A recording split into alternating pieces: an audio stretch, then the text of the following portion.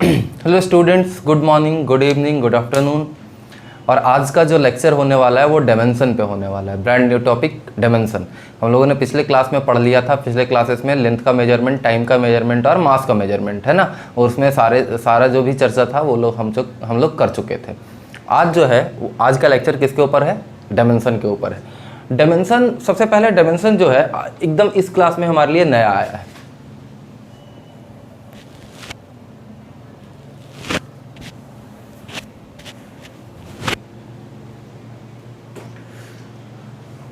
और मुझे ये भी पता है कि आप इस वर्ड को, डायमेंशन वर्ड को शायद पहली बार सुन रहे हो, है ना। तो डायमेंशन जो वर्ड है, इसका ज़रूरत इसलिए पड़ा, एक्चुअली मैं पहले डायमेंशन होता क्या है पहले इस पर थोड़ा चर्चा कर ले। तो डायमेंशन जो है ना, वो डेराइव क्वांटिटी को फंडामेंटल क्वांटिटी के टर्म में लिखने का एक तरीका है, ठीक है ना। दुनिया का जितना भी डेराइव्ड क्वांटिटी है उन सभी को फंडामेंटल क्वांटिटी के टर्म में लिखा जा सकता है। कितने फंडामेंटल क्वांटिटी? 7। तो ये जो 7 फंडामेंटल क्वांटिटी है ना, इन 7 को हम लोग डायमेंशन कहते हैं, ठीक है। इन 7 को हम लोग डायमेंशन ऑफ द वर्ल्ड कहते हैं, सीधा ऐसे कह सकते हो आप। और इन सभी को हम लोग स्क्वायर ब्रैकेट से रिप्रेजेंट करते हैं, ठीक है। फॉरगेट अबाउट एवरीथिंग, थोड़ा सा कॉन्सेंट्रेट करेंगे कि क्या हो क्या रहा है। तो हमारा जो टॉपिक है डायमेंशन, या डायमेंशनल एनालिसिस भी बहुत लोग बोलते हैं इसे, डायमेंशंस। तो इसमें होता क्या है, जैसे देखो आपके पास कितने हैं फंडामेंटल क्वांटिटी, लिखेंगे। सबसे पहले आपके पास आता है लेंथ, है ना। नंबर 2 में कौन सा है? मास। नंबर 3 में कौन सा है? टाइम। नंबर 4 में है टेम्परेचर। नंबर 5 में है इलेक्ट्रिक करंट। नंबर 6 कौन आ जाएगा? Amount of substance. और नंबर 7 में है लुमिनस ऑफ इंटेंसिटी, ठीक है ना।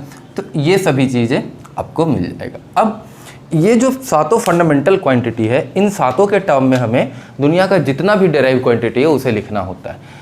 तो इसका ना एक सिंबल बनाया जाता है, एक सिंबल दे दिया जाता है ना। हर बार तो आप लेंथ लिखोगे नहीं, तो क्या किया जाता है, इसका जो डायमेंशन होता है वो L होता है और स्क्वायर ब्रैकेट में बंद रहेगा ये। मास का डायमेंशन क्या होता है? M होता है, M हो गया, ठीक है ना। लेंथ L से शुरू होता है इसलिए L हो गया। मास M से शुरू होता है इसलिए M हो गया। टाइम T से शुरू होता है इसलिए इसे हम लोगों ने क्या बोल दिया? T। और टेम्परेचर भी T से शुरू होता है, तो हम इसे T नहीं कह सकते। क्यों? क्योंकि T हम लोगों ने एक नाम दे रखा है ऑलरेडी, किसका? टाइम का।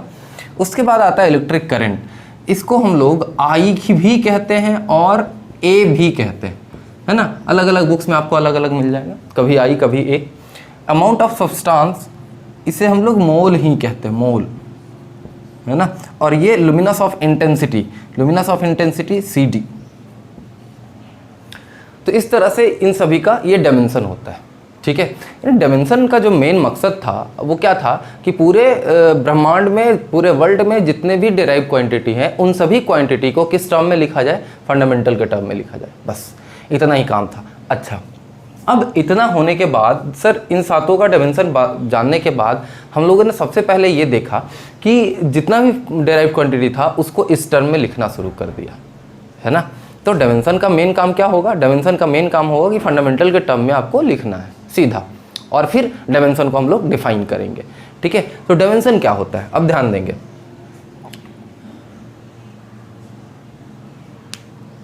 The dimension of a physical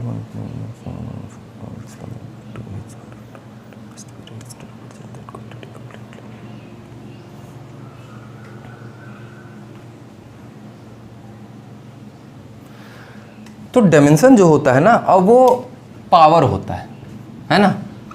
dimension क्या होता है? पावर होता है, ठीक है। The dimension is the power of fundamental quantity, power of fundamental quantity. Power भी कह सकते हो या एक्सपोनेंट भी कह सकते हो। पावर और exponent that must be raised to the fundamental quantity 2, ठीक है। देखो, पावर या फिर क्या एक्सपोनेंट होगा, किसके ऊपर एक्सपोनेंट होगा? फंडामेंटल क्वांटिटी के ऊपर होगा। किसके ऊपर? फंडामेंटल फिजिकल क्वांटिटी के ऊपर। क्यों हम ये पावर दें इसके ऊपर? तो क्योंकि हमें रिप्रेजेंट करना है, टू रिप्रेजेंट किसे रिप्रेजेंट करना है? तो डेराइव्ड फिजिकल क्वांटिटी को, डेराइव्ड फिजिकल क्वांटिटी को, यानी डेराइव फिजिकल क्वांटिटी को फंडामेंटल के टर्म में रिप्रेजेंट करने के लिए फंडामेंटल क्वांटिटी के ऊपर कुछ पावर लगाना पड़ेगा, और उस पावर को हम लोग क्या बोलेंगे? डायमेंशन बोलेंगे। क्लियर? डेराइव्ड फिजिकल क्वांटिटी को फंडामेंटल के टर्म में रिप्रेजेंट करने के लिए फंडामेंटल फिजिकल क्वांटिटी के ऊपर कुछ पावर का जरूरत पड़ेगा और उस पावर को हम लोग क्या बोलेंगे, डायमेंशन बोला करेंगे। ठीक है ना, तो डायमेंशन ये होता है। डायमेंशन को एक बार डिफाइन करते हैं, इसके बाद आगे बढ़ते हैं।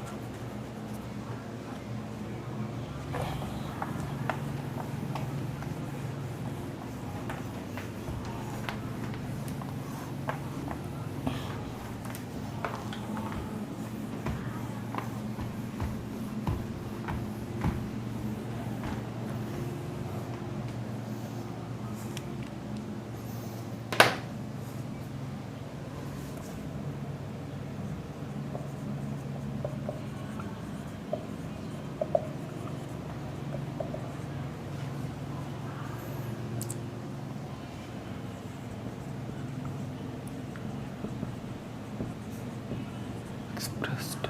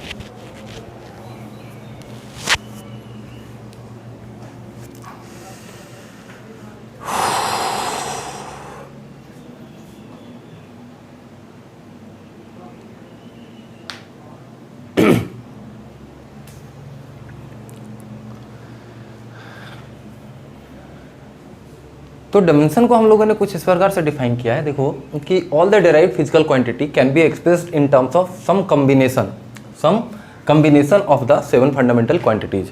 ठीक है ना, जितने भी डेराइव्ड फिजिकल क्वांटिटी हैं उन सभी को हम लोग, आप पहले ही ये बात को जानते हैं, उन सभी को हम लोग फंडामेंटल के टर्म में लिख सकते हैं। ठीक है ना, और कितने फंडामेंटल है दुनिया में? 7, तो उन्हीं 7 के टर्म में आपको लिखना होगा। अब एज 7 डायमेंशन, ठीक है, उन 7 को हम लोग क्या बोल रहे? 7 डायमेंशन, यही 7 डायमेंशन है।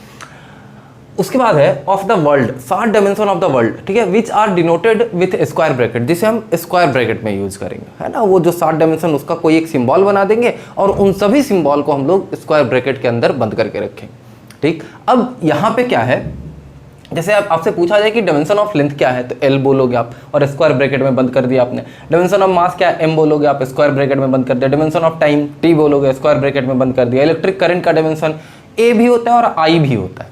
ठीक है ना, A का मतलब एम्पियर, इसलिए हमने इसे क्या दे दिया? A, और I का मतलब करंट का एक नोटेशन है I, इसलिए हम लोगों ने इसे I भी बहुत जगह बोला है। तो आपको जैसे बुक्स में मिलेगा या फिर अल्टीमेटली आप A यूज करना डायरेक्टली, या फिर I, जो मर्जी हो आपका, है ना। डायमेंशन ऑफ थर्मोडायनेमिक टेम्परेचर क्या? K। टेम्परेचर क्योंकि T से शुरू होता है तो आप T नहीं देख सकते हो क्योंकि टाइम को दे रखा है आपने, तो K का मतलब होता है केल्विन, इसलिए हम लोगों ने K दिया इसे। उसके बाद dimension of amount of substance क्या होता है? मोल। ठीक है, मोल को ही हमने दे दिया इसे। और लुमिनस ऑफ इंटेंसिटी का जो कैंडेला होता है तो कैंडेला दे दिया। तो ये सभी तो 7 क्या है? 7 बेसिक क्वांटिटी, 7 फंडामेंटल क्वांटिटी जिसका ये डायमेंशन, और इन सभी 7 के टर्म में ही हमको पूरे दुनिया का क्या लिखना है? डायमेंशन लिखना है। ठीक है ना, तो अब डायमेंशन क्या होता है, dimension of A physical quantity क्या होता है, उस चीज को डिफाइन करने का कोशिश करते हैं। तो डायमेंशन ऑफ फिजिकल क्वांटिटी होता है पावर और एक्सपोनेंट, जैसा कि मैंने पहले बताया, पावर होता है या फिर एक्सपोनेंट होता है। पावर और exponent to which the fundamental quantity must be raised. ठीक है, वो पावर या फिर वो एक्सपोनेंट जो फंडामेंटल क्वांटिटी के ऊपर रेज किया जाएगा, फंडामेंटल क्वांटिटी के ऊपर जो पावर आएगा, ठीक है, उसी पावर को हम लोग क्या कहते हैं? डायमेंशन कहते हैं। ठीक है, तो यहां लिखा है द पावर और exponent to which the fundamental quantity must be raised to represent the quantity completely.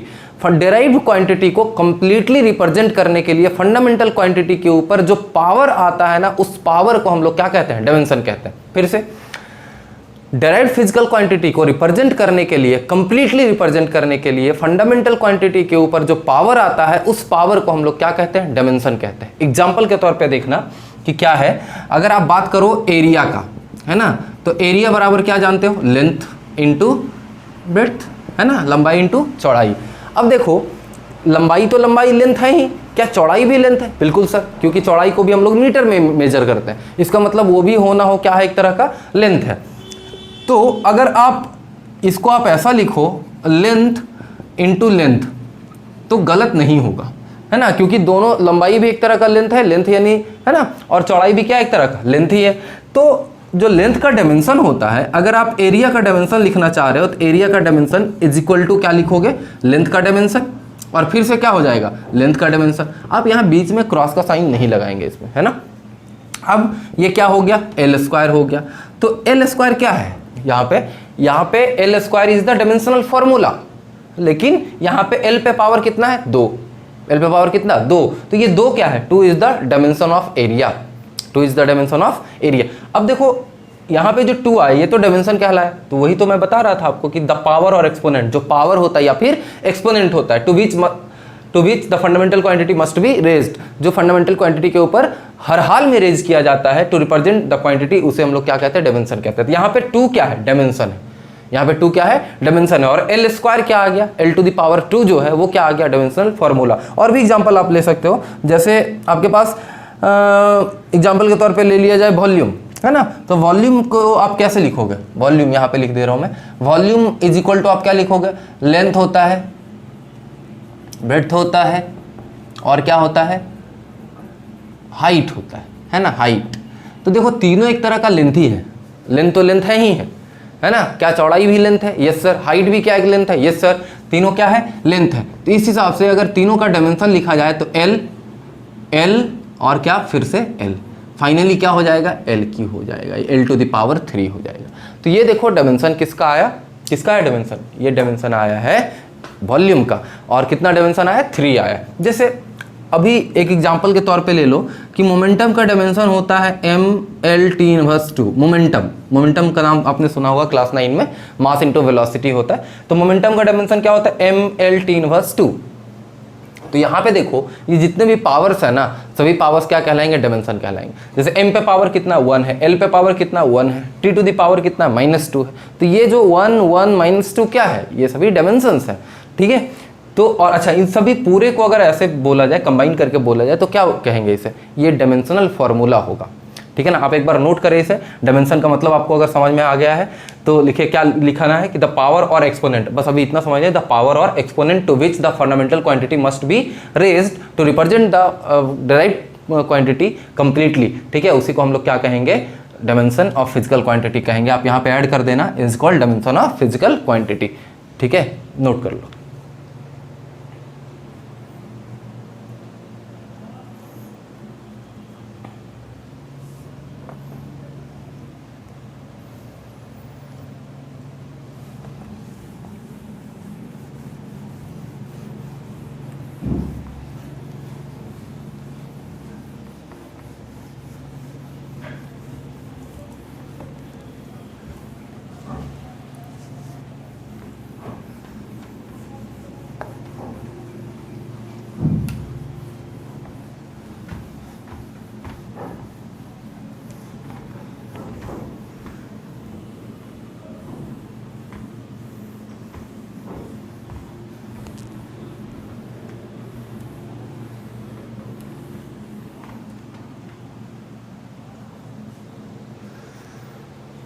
Okay, तो अभी तक हम लोगों ने पढ़ लिया है कि डायमेंशंस क्या होता है ना।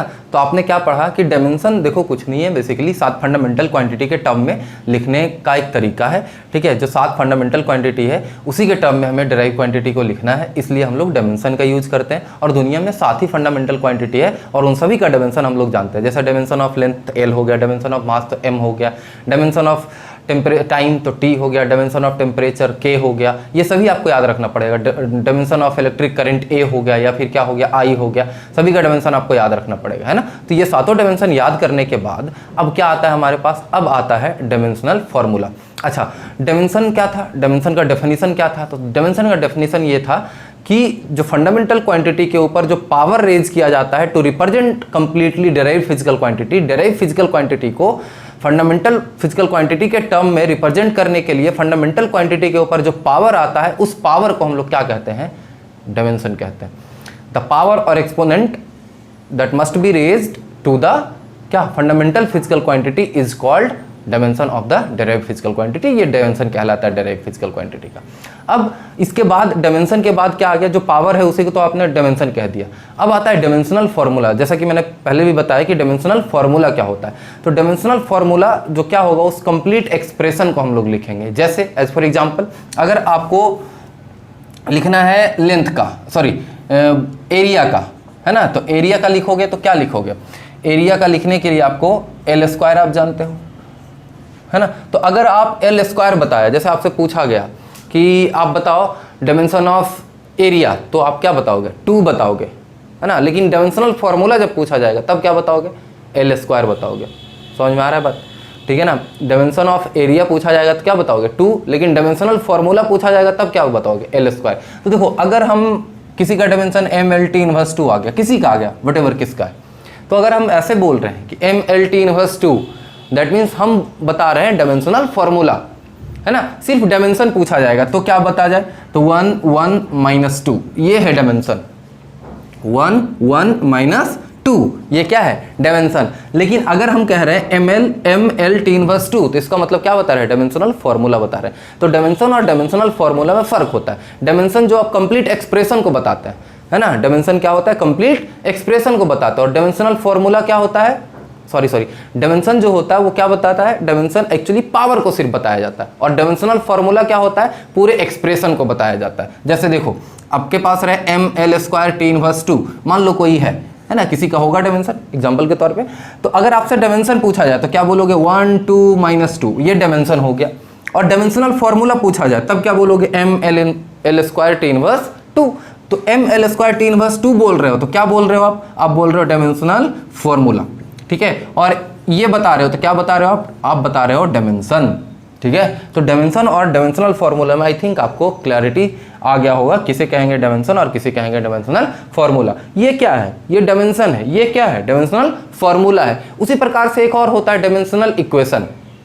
अब ध्यान से समझेंगे, आप अभी मान लो कि फोर्स जो होता है ना, इसका डायमेंशन जो होता है, डायमेंशनल फॉर्मूला जो होता है mL(T−2) होता है, ठीक है।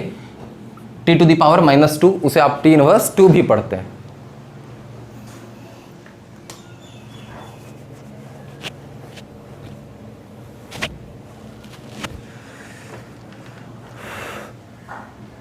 तो इसमें देखो, अगर आपसे पूछा जाए कि what is the dimension of force, तो आप बताओगे डायमेंशन ऑफ फोर्स है 1 1 -2, ठीक है ना, 1 1 -2।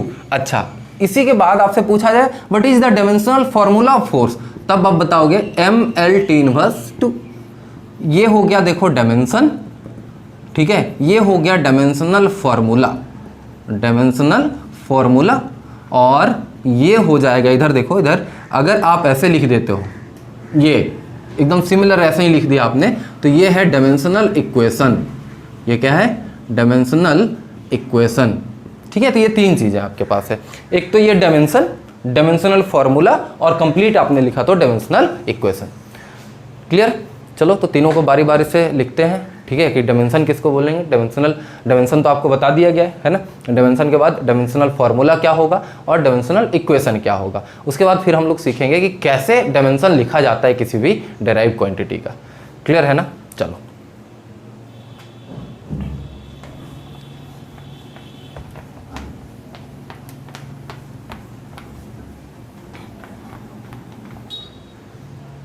तो अब देखते हैं डायमेंशनल फॉर्मूला, है ना। तो डायमेंशनल फॉर्मूला क्या था?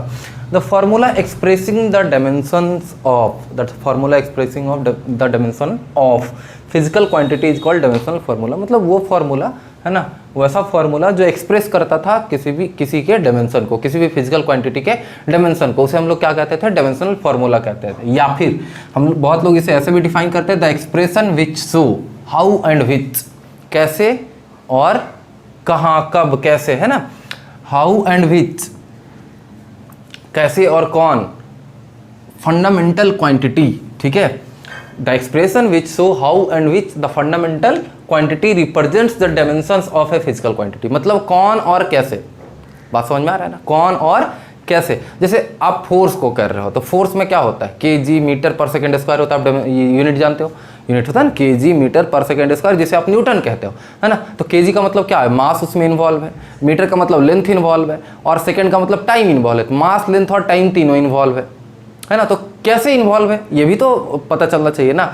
तो आप लिखते हो kg मीटर पर सेकेंड स्क्वायर, मतलब टाइम उसमें 2 बार इन्वॉल्व है, टाइम का स्क्वायर है इसीलिए, तो है ना। मास एक बार इन्वॉल्व है, मीटर एक बार इन्वॉल्व है, तो उसी का चर्चा कर रहा है, उसी का बात कर रहा है ये, कि the expression which show how and which, मतलब कौन और कैसे, है ना। और फंडामेंटल क्वांटिटी, मतलब कौन सा फंडामेंटल क्वांटिटी और कैसे वो रिप्रेजेंट कर रहा है किसी भी डायरेक्ट फिजिकल क्वांटिटी को, है ना। वो जो एक्सप्रेशन बनेगा, वो जो फॉर्मूला बनेगा, वो जो एक तरह का मैथमेटिकल रिलेशन बनेगा, ठीक है, उसे हम लोग क्या कहेंगे?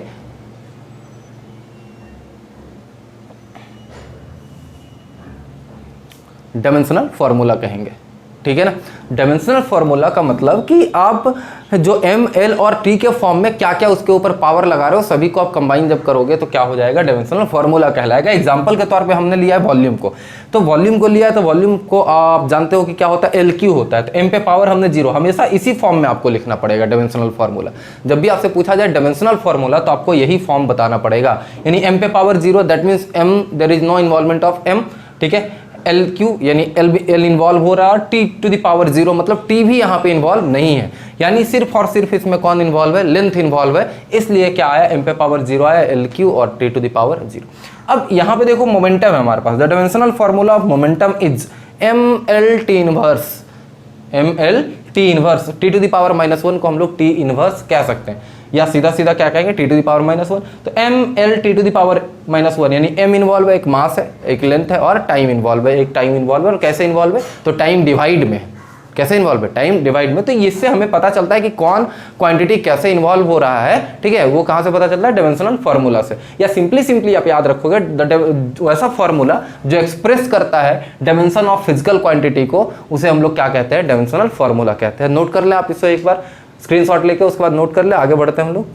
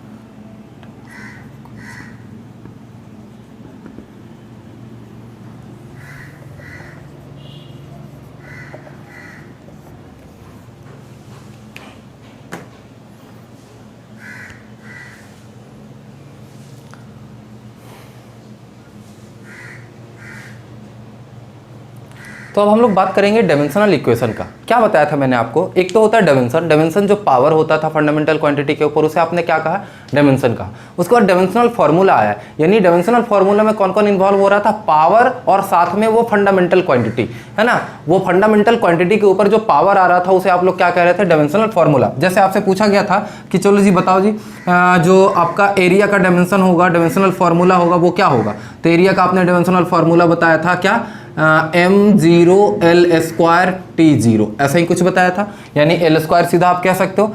अब अगर किसी फिजिकल क्वांटिटी को, ठीक है ना, अगर किसी फिजिकल क्वांटिटी को उसके डायमेंशनल फार्मूला से इक्वेट कर दिया जाता है, तो ये जो कॉम्बिनेशन मिलता है हमें, ये जो कॉम्बिनेशन मिला हमें, इसे हम लोग क्या कहेंगे, डायमेंशनल इक्वेशन बोलेंगे।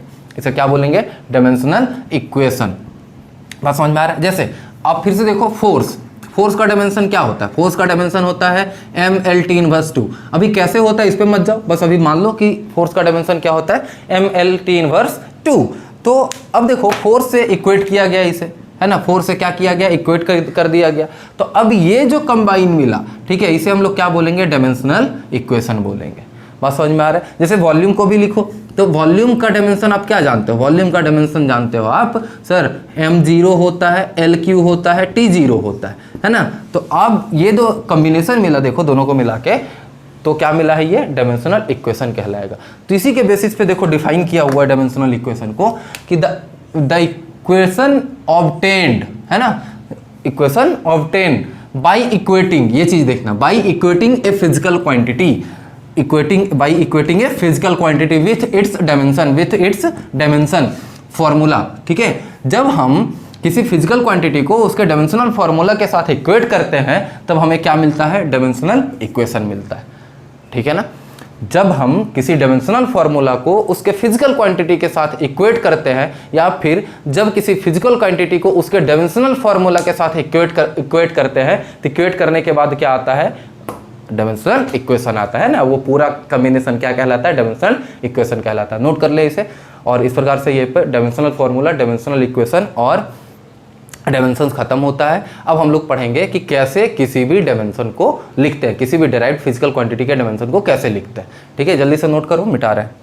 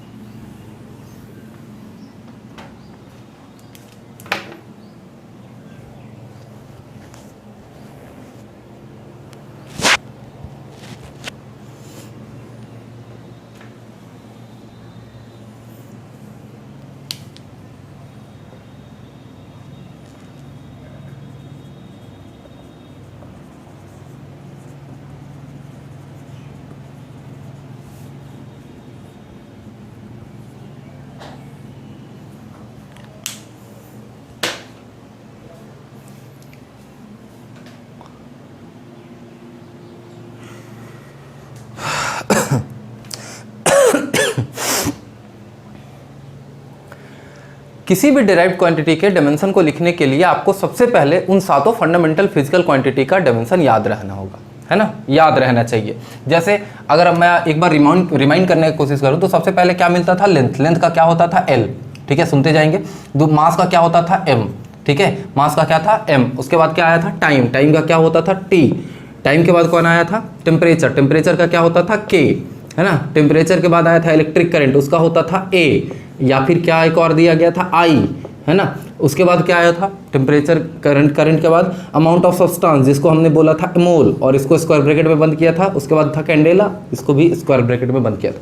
ये 7 फंडामेंटल क्वांटिटी, इसके डायमेंशन को हर हाल में आपको याद रखना है ना। अगर ये सातों याद है तो फिर बहुत आसान हो जाएगा। फिर से एक बार जल्दी से कर लो रिपीट। लेंथ का एल है, मास का एम है, टाइम का टी है, टेम्परेचर या थर्मोडायनेमिक टेम्परेचर का के है, इलेक्ट्रिक करंट का ए और आई है, या अमाउंट ऑफ सब्सटेंस का मोल है, और लिमिनस ऑफ इंटेंसिटी का सी डी है ना। और सभी स्क्वायर ब्रैकेट के अंदर बंद है। ओके, अब हम लोग शुरू करते हैं एकदम बिल्कुल बेसिक से। कहाँ से, एरिया से।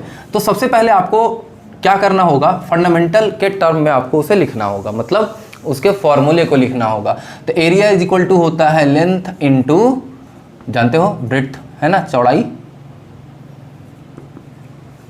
अब लेंथ का मतलब क्या है, लेंथ है, लेंथ का तो लेंथ ही होता है सर, है ना। लेंथ एक तरह का लेंथ है, लेकिन ब्रेड्थ भी एक तरह का लेंथ है, चौड़ाई भी एक तरह का लेंथ है। तो यहाँ भी आप क्या लिखोगे, एल ही लिख दोगे, है ना। तो फाइनली क्या हो जाएगा, m0 l स्क्वायर t0। देखो आप, हम हर हाल में ना, हर बार क्या करोगे, mlt के ही फॉर्म में लिखोगे, चाहे m आए या ना आए। अगर नहीं आए तो m पे पावर 0 लगा देना, उसका वैल्यू 1 होता है। t पे पावर 0 लगा देना, उसका वैल्यू कितना होता है, 1 होता है।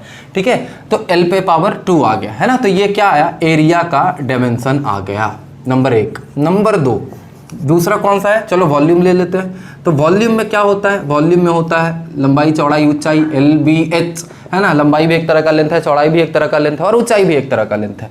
तो तीनों का जब डायमेंशन लिखा जाएगा तो L होगा, है ना। यहाँ पे क्रॉस मत लगाना, यहाँ भी L होगा, और ये भी क्या होगा, L होगा। तो फाइनली आप क्या लिखोगे, m0 LQ T0, है ना, क्योंकि l टू दी पावर कितना हो जाएगा, 3 मल्टीप्लाई होने के बाद, और t to the power 0 m to the power 0 matter ही नहीं करता है। ठीक है, लेकिन ये फॉर्म है लिखने का, इसलिए हम लोग ऐसा लिखते हैं। उसके बाद आता है आपका डेंसिटी, नंबर 3, डेंसिटी। तो डेंसिटी का फॉर्मूला आप जानते हो क्या होता है, मास अपॉन वॉल्यूम होता है ना। मास अपॉन क्या होता है, वॉल्यूम, मास पर यूनिट वॉल्यूम जिसे आप कहते हो। अगर डेंसिटी का आप क्या लिखना चाहते हो, डायमेंशन लिखना चाहते हो, तो इसके डायमेंशन के लिए किसको डायमेंशन लिखना पड़ेगा, मास का डायमेंशन, है ना, डिवाइडेड बाई वॉल्यूम का डायमेंशन। तो ये कर दिया आपने। अब मास का डायमेंशन, मास देखो 7 फंडामेंटल में था कहीं, हाँ था, बिल्कुल था, m, है ना। और अच्छा, वॉल्यूम क्या है, वॉल्यूम का भी हमने डायमेंशन निकाला था, m0 LQ T0, है ना। तो यहाँ पे आप लिख सकते हो m0 LQ T0, और नहीं तो आप दोबारा यहाँ भी निकाल सकते हो फिर से वॉल्यूम का। निकालने का कोई ज़रूरत नहीं है, हमने अभी यहाँ निकाला था m0 LQ T0, यहाँ पे हम लोग ने लिख दिया। अब क्या होगा सर, ये तो m रह ही जाएगा, l टू दी पावर -3, ऊपर जाने के बाद -3 हो जाएगा, और t टू दी पावर क्या रह जाएगा, 0। तो इसलिए डायमेंशन किसका हो गया, डेंसिटी का हो गया। डेंसिटी के बाद हमारा आता है स्पीड और वेलोसिटी, नंबर 4, स्पीड और वेलोसिटी। स्पीड बराबर होता है डिस्टेंस अपॉन टाइम और वेलोसिटी बराबर होता है डिस्प्लेसमेंट अपॉन टाइम। और डिस्टेंस और डिस्प्लेसमेंट स्ट्रेट लाइन मोशन में क्या होता है, सेम। जैसे आप सीधा चल रहे हो तो जितना डिस्टेंस होगा उतना ही डिस्प्लेसमेंट होगा, है ना। तो थोड़ा देर के लिए मान लो वही कि स्ट्रेट लाइन में चल रहा है, तो आप क्या लिखोगे यहाँ पे, डिस्टेंस अपॉन टाइम, यही लिखोगे। अच्छा, डिस्टेंस है एक तरह का, क्या लेंथ तो है, डिस्टेंस क्या है एक तरह का, लेंथ। जैसे यहाँ से कहीं दूर चले गए तो 20 metre, 25 metre, 30 metre, 100 metre, 5000 metre, कुछ तो गए होगा ना। तो ये मीटर एक तरह का क्या है, लेंथ ही है। तो लेंथ अपॉन क्या हो गया, टाइम हो गया। आप फाइनली इसके डायमेंशन को जब लिखोगे तो एल लिखोगे ऊपर, है ना, और नीचे क्या लिखोगे, टी लिखोगे। अच्छा, एम तो इसमें आया कहीं नहीं है, तो फाइनली क्या लिख दोगे आप यहाँ से, इसके बाद तो m 0 हो जाएगा क्योंकि m नहीं आया, l तो है ही, लेकिन t टू द पावर -1 है। तो ये हो गया स्पीड और वेलोसिटी का डायमेंशन। ठीक है, तो कैसे लिख रहे हैं समझ आ रहा है ना। ठीक है, क्या करना है, सबसे पहले आप फंडामेंटल के टर्म में कन्वर्ट करो, उसके बाद उसका डायमेंशन लिखते जाओ। ठीक है, सातों फंडामेंटल क्वांटिटी का डायमेंशन आप जानते हो, नोट कर ले इसे, उसके बाद आगे बढ़ते हैं।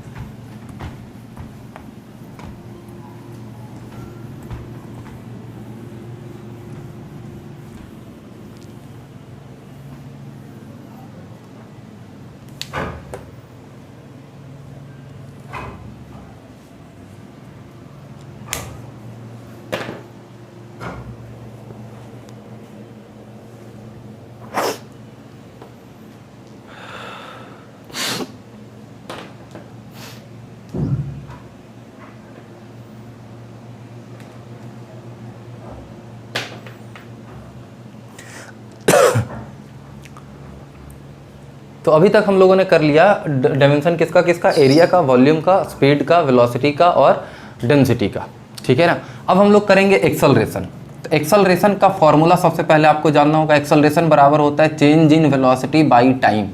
ठीक है ना, एक्सेलरेशन इज इक्वल टू क्या होता है, change in velocity by time. अब देखो एक्सेलरेशन ए है ना, इसे ए से रिप्रेजेंट करते हैं। तो ए बराबर चेंज इन वेलोसिटी को v minus you by T लिखा जाता है। v का मतलब होता है फाइनल वेलोसिटी, u का मतलब होता है इनिशियल वेलोसिटी और t का मतलब टाइम। तो अभी तो चेंज निकल के आएगा, है ना। अब देखो वेलोसिटी में जब वेलोसिटी माइनस होगा तो क्या बचेगा, वेलोसिटी बचेगा। जैसे सोचो कि v का वैल्यू रहा होगा 10 मीटर पर सेकेंड और u का वैल्यू रहा होगा 5 मीटर पर सेकेंड, तो v minus u is equal to कितना हो जाएगा, 5 मीटर पर सेकेंड। तो वेलोसिटी में वेलोसिटी को अगर घटाया जाएगा तो क्या बचेगा, वेलोसिटी ही बचेगा, कभी एक्सेलरेशन तो आ नहीं जाएगा। बस समझ में आ रहा है। अगर आप वेलोसिटी, मान लो आपके पास एक बोरा क्या है, एक बोरा आम है, मैंगो है ना, मैंगो भरा हुआ, तो उसमें से 50 मैंगो था टोटल, तो 50 में से 20 हमने निकाल लिया, तो उसमें 30 बचा। 30 क्या बचा, अमरूद बचा क्या, नहीं ना, मैंगो ही बचा ना। तो वेलोसिटी में जब वेलोसिटी माइनस होगा तो क्या बचेगा, वेलोसिटी बचेगा। तो सीधा आप ये कह सकते हो कि सर ये v अपॉन टी का डायमेंशन के बराबर होगा ये। ठीक है ना। अब लिख दो डायमेंशन। तो वेलोसिटी और स्पीड का डायमेंशन अभी आपने लिखा था, क्या लिखा था, LT इनवर्स, है ना, और m यहाँ पे क्या था, 0 था, और यहाँ पे नीचे क्या था, टाइम का क्या हो जाएगा, t, और ये किसका डायमेंशन आ रहा है, a का, एक्सेलरेशन का आ रहा है। अब देखो क्या करना है, m0 l है, t इनवर्स है, और ये t ऊपर जाएगा तो ये भी क्या हो जाएगा, t इनवर्स, यानी t टू द पावर -1। तो क्या हो गया, ml t to the power -2। ये डायमेंशन आ गया किसका, एक्सेलरेशन का, है ना। तो देखो चेंज जब भी आएगा, सुन लो, चेंज जब भी आएगा, जब कभी भी आए चेंज, तो इसका आपको चर्चा ही नहीं करना है, भूल जाना 1 सेकंड के लिए, है ना। तो जब ये भूल जाओगे तो सिर्फ ये वेलोसिटी बचाना, तो वेलोसिटी का सिर्फ डायमेंशन लिखो, क्लियर। सिर्फ किसका लिखा जाएगा, वेलोसिटी का, और फाइनल डायमेंशन आप लिख पाओगे। ठीक है ना। अच्छा, उसके बाद एक्सेलरेशन के बाद आता है मोमेंटम। मोमेंटम, ठीक है ना, ये नंबर हो जाएगा कितना, 5वां, छठा, ये 5वां था, है ना। छठा में है मोमेंटम इज इक्वल टू होता है मास इंटू वेलोसिटी, है ना, मास इंटू वेलोसिटी। अब देखो वेलोसिटी को अभी आप जानते थे, वेलोसिटी का डायमेंशन क्या होता था, m0 l t इनवर्स, है ना, m0 l t इनवर्स। तो मोमेंटम का डायमेंशन लिखना है जिसे हम लोग p से डिनोट करते हैं, ये वेक्टर क्वांटिटी होता है ना, तो इसके ऊपर तो मास का क्या होगा m हो जाएगा, सभी जानते हैं। वेलोसिटी का भी हम लोगों ने थोड़ा देर पहले निकाला था, क्या आया था m0 L T इनवर्स 1 यानी t टू द पावर -1, तो m0 L T to the power -1 ये आया था। तो आप क्या लिखोगे फाइनली m है ना 1 + 0 कितना 1 L T इनवर्स 1, ये किसका हो गया, तो हो गया सर मोमेंटम का डायमेंशन। क्लियर, ये हो गया आपका मोमेंटम। उसके बाद आता है फोर्स, ठीक है ना, सातवां क्या है फोर्स। तो फोर्स बराबर फॉर्मूला जानते हो सभी लोग, मास होता है इनटू क्या होता है एक्सेलरेशन होता है, सभी जानते होंगे मास इनटू एक्सेलरेशन, है ना। तो अगर फोर्स आपको लिखना होगा इसके डायमेंशन को, तो क्या करेंगे, मास का डायमेंशन क्या होता है m होता है, और एक्सेलरेशन का डायमेंशन क्या होता है LT इनवर्स 2, अभी आपने पढ़ा LT इनवर्स 2, और m टू द पावर 0 था 1 था, लिख सकते हो नहीं भी लिख सकते हो कोई बात नहीं। तो फाइनली क्या हो गया फोर्स का dimension MLT inverse 2। Clear. Force के बाद आपके पास आता है वर्क, आठवां वर्क, है ना। तो वर्क का क्या होता है, वर्क इज इक्वल टू होता है फोर्स इंटू डिस्प्लेसमेंट, सभी लोग जानते होंगे फोर्स इंटू डिस्प्लेसमेंट। तो फोर्स का क्या होगा डायमेंशन, अभी हमने लिखा था ऊपर में फोर्स का डायमेंशन, तो फोर्स का डायमेंशन हो जाएगा m L T इनवर्स 2, है ना। और उसके बाद डिस्प्लेसमेंट का डायमेंशन क्या होगा, तो डिस्प्लेसमेंट देखो एक तरह का लेंथ होता है, याद रखना displacement distance length breadth height ये सभी क्या है एक तरह का लेंथ है ना। तो डिस्प्लेसमेंट का सीधा यहाँ पे क्या लिखा जाएगा L, यानी फाइनली ये क्या लिखोगे आप m L² T इनवर्स 2, ये किसका डायमेंशन आ गया, वर्क का आ गया। ठीक है, तो इस तरह से हम लोग डेराइव फिजिकल क्वांटिटी के डायमेंशन को लिखते हैं। कुछ और भी डायमेंशन हम लोग लिखेंगे अगले क्लास में, ठीक है ना। आप इसको इस लेक्चर को जितना ज़्यादा से ज़्यादा बार रिपीट कर सकते हैं, ठीक है, कॉपी में नोट करें ढंग से, उसके बाद रिपीट करना और अच्छे से 2-3 बार रिपीट करके ही अगले लेक्चर को देखना। ठीक है सभी को, तब तक के लिए tata bye bye, thank you very much, और मिलते हैं अगले क्लास में। धन्यवाद।